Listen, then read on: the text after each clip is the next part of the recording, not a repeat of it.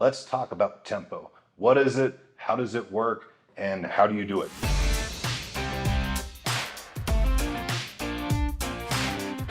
Tempo is basically the speed at which you lift, right?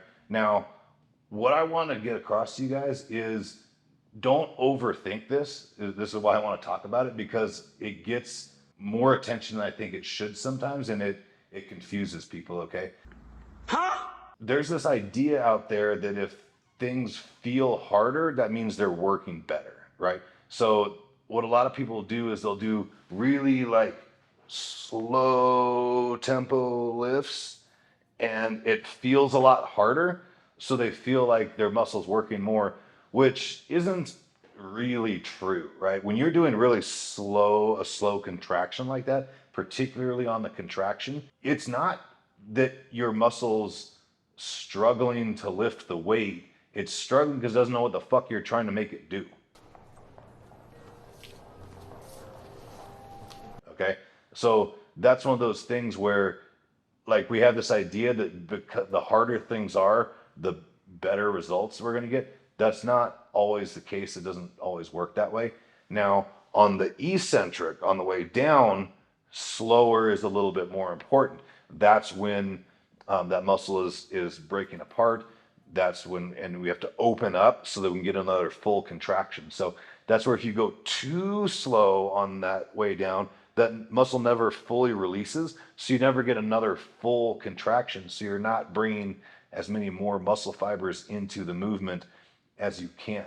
Now, that being said, tempo can be utilized well for like in like advanced training cases, which I would do with somebody. I would really only get into tempo with someone who's like an advanced level power lifter that I'd be working with one-on-one, because that's really the only time that that's going to make a whole lot of sense of changing that tempo up. That being said, in my opinion, there's not really a exact tempo that's going to be right for any particular person or any particular lift, right?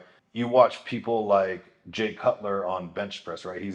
Jay Cutler's known for really pushing those kind of pump reps, moving kind of quick. Other people like Nick Walker are a lot more precise, precision. You know, one rep, then the next rep, and then the next rep. Every single rep is like its own movement. It's going to be different from person to person. It's going to be different from lift to lift. Like for me on a bench press, I get a lot more activation out of my chest on a rather slow eccentric and a good quick concentric lift. I get a lot more activation in my chest that way, going to full extension rather than doing those pumping reps. When I'm doing the kind of pumping out reps with like a bench press, for example, I just don't get that full stretch and contraction in my chest that I feel with those slower reps. Whereas something on like curls, I feel the activation of my bicep a lot more if I'm kind of moving a little bit faster down. I think of my bicep, I don't want to say like a bungee cord, because that gives the idea that you're like, it's going to snap back. We're not doing that. But I want to feel that as soon as I feel that arm open up, I'm going to come right back up. So my curls are going to be a little bit quicker. So what I recommend doing is from lift to lift, try things some different ways. Try a little bit faster on the concentric, try a little bit slower on the eccentric, or vice versa. But find the tempo that's going to work best for you, where you feel that most activation.